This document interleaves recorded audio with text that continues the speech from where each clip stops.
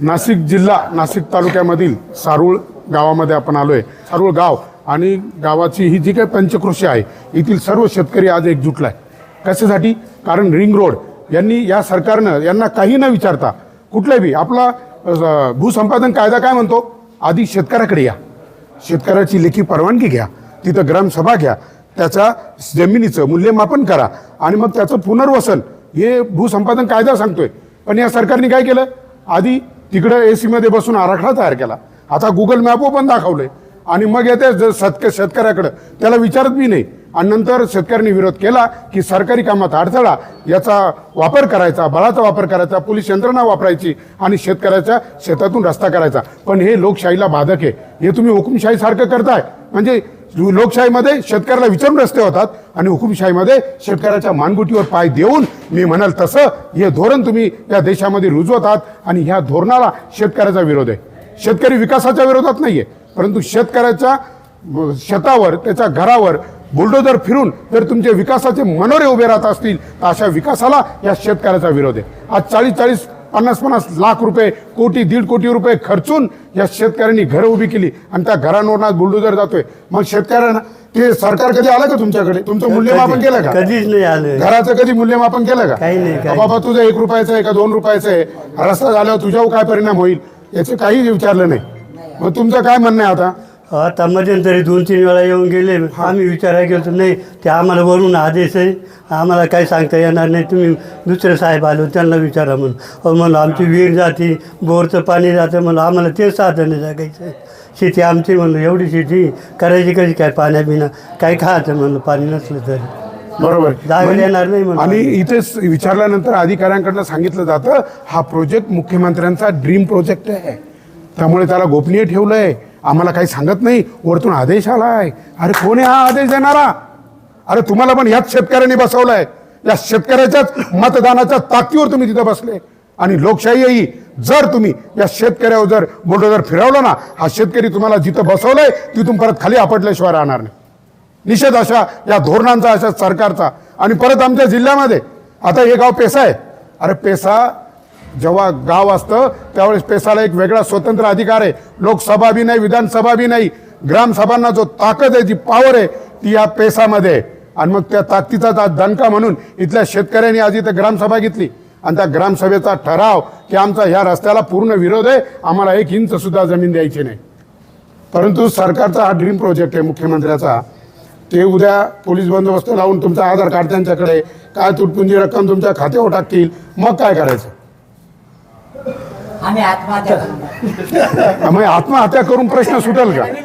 नाही, पण आत्महत्या करून प्रश्न सुटेल का? मग आता काय करायचं? कोणासोरांचं जर भवितव्य त्याच्या होईल, आता काय करायचं सांगा? सांगा। जमिनी कमी आहे म्हणजे इथं मोठ्या प्रमाणात दादा बोलतील आपल्या बरोबर। या सारोळ गावचं जे क्षेत्र आहे ते पहिलंच नाशिक पंचवटी पाजरा 500 एकर आहे। इतर लोकांकडं, इतर बाहेरचे लोक आलेले त्या लोकांचं 1000-1500 एकर क्षेत्र आहे आणि आमच्या शेतकऱ्यांकडे खाली 1-2 एकर क्षेत्र राहिलेले। त्याच्यातलं काही लोक जर क्षेत्र गेलं तर ते शेतकरी भूमी होतील, त्याला पर्याय काय? तुम्ही जर 30-25 लाख रुपये आमच्या व्हॅल्युएशन आहे, त्याचं 2 पट दिलं तर म्हणजे 50-50 हजार रुपये, 30-30 हजार रुपये, लाख रुपये, 25-25 लाख रुपयानं जरी आमची शेती घेतात। आम्ही आज महानगरपालिकेच्या पावटीवर आहे।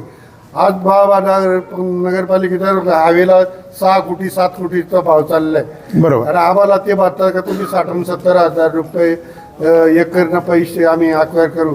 आमच्या शेतकऱ्यांनी नाही, पण तसं तुम्हाला काही पत्र दिलंय का? काही पत्र नाही, लेखी नाही, काही नाही, तुम्हाला जमिनीचा मोबदला ठरला नाही, काहीच तुमची जमीन घ्यायची हे सरकारने आधीच ठरवून टाकले, मोजमाप झाले, आराखडे चालले, उद्या जीसीपी येऊन रस्ता तयार होईल, मग तुमचा पैसा कधी येणार? मग सरकार नक्की देणार किती? बाउंड्री केलेलं आहे, आमच्या शेतकऱ्याला कुठलाही स्वसाच घेतलं नाही। फक्त आज ग्रामसभेला इथं ते लोक आलते, त्यांनी थोडक्यात माहिती दिली आणि आम्ही गावकऱ्यांनी त्याला विरोध केला। त्यांनी काय माहिती दिली, ते काय म्हटले? ते म्हणे बाबा असं रोड होणार आहे, वर्षे महिन्याचा रस्ता होणार आहे आणि मग कलेक्टर येणार आहे, 15-1 दिवसाला मीटिंग लावणार आहे आणि ते तुमचं रेट ठरवणार आहे। बरं, रेट ठरवणार आहे। आता या माध्यमातून आता 2 प्रश्न उभे राहतात। 200 फुटाचा रोड होणार आहे, परत त्याच्या सेंटरपासून कितीतरी मीटरपर्यंत तुमचं परत बांधकाम करायचं नाही. मग तुमचं परत NMRDA वगैरे हे सगळे आणायचे पुढं, आणि आमच्या जे बांधकाम म्हणजे आमच्याच हक्काच्या 7-12 उतारा असलेल्या जागेमध्ये आमचाच बंगला आणि तुम्ही येऊन अनधिकृत बांधकाम म्हणून पाडायचा, म्हणजे कायद्यांचा दुरुपयोग करायचा. अरे पण हे सरकार या शेतकऱ्यांचं आहे ना. हां, तुम्ही फक्त पगारावर आहे हो आमदार खासदार, तुम्हाला पगार मिळतो बरं का, 2.25 लाख रुपये पगार आहे आमदाराला. निषेध एकदम या सरकारचा, या अशा दृष्टिकोनाचा सरकारचा आमचा पूर्ण निषेध.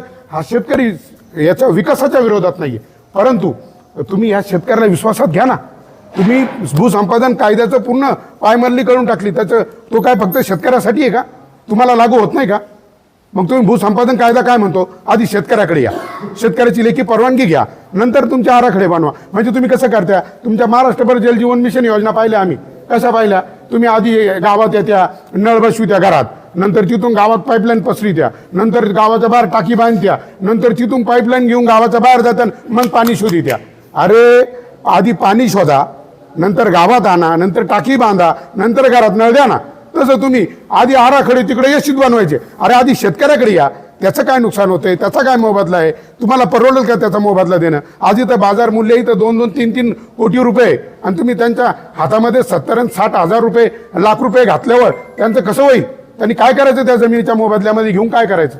हां, आज इथं नाशिकपासून 20, 25, 30 किलोमीटरपर्यंत 10 गुंठे त्याची जमीन येणार नाही. मग यांनी जगायचं कसं, उपजीविका कशी करायची सांगा ना. म्हणून ह्या सर्व शेतकऱ्यांचा आज विरोध आहे, आणि त्यांनी तो ग्रामसभा घेऊन ग्राम सभेचा ठरावाने तो विरोध व्यक्त केला. नवले साहेब बोला. मी आज ग्रामपंचायती होते ना, आमची आज पेसा ग्रामपंचायती ग्रामसभा होती, परंतु जे ड्रीम प्रोजेक्ट हा या महाराष्ट्र राज्याचे मुख्यमंत्री यांनी राबवायचा प्रयत्न चालू केला. आम्हाला ह्या प्रोजेक्टबद्दल कुठलाही विरोध नाही, परंतु आमचे जे शेतकरी यांच्या मानगुटीवर, यांच्या कुटुंबावर जर बुलडोज चालवत असेल तर हा प्रोजेक्ट आम्हाला कुठलाही कामाचा नाही.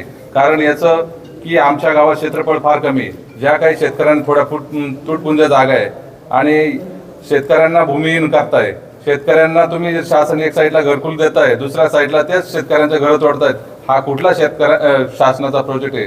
आम्हाला हा प्रोजेक्ट नकोय, कारण हा आमच्या कुटुंबावर हा फार मोठा काळाचा घाला आहे. त्यामुळे सरकारला आमची कळकळीची शेतकऱ्यांच्या वतीने ग्रामपंचायती विनंती आहे की हा प्रोजेक्ट आम्हाला राबवू नका, आम्हाला लादवू नका. तुम्हाला जिथं जिथं जागा मिळतील तिथं तुम्ही प्रोजेक्ट लावा. हा गावाच्या वतीने ग्रामपंचायतीत आम्ही जाहीर निषेध व्यक्त करतो. शेतकरी एकजुटीचा, शेतकरी एकजुटीचा, शेतकरी विरोधी सरकारचं करायचं काय? शेतकरी विरोधी सरकारचं करायचं काय? भ्रष्ट अधिकाऱ्यांचं करायचं काय? जय जवान, जय जवान, जय जवान जय किसान फक्त कागदावर. म्हणजे मला सांगा, या शेतकऱ्याच्या पोराच्या मनगटाच्या ताकदीवर हा देश सुरक्षित आहे.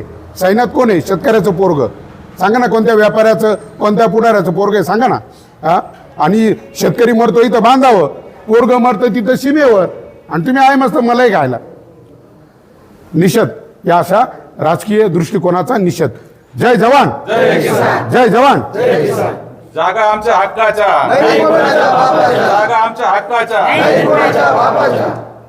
या सरकारचं करायचं काय? नक्कीच चला.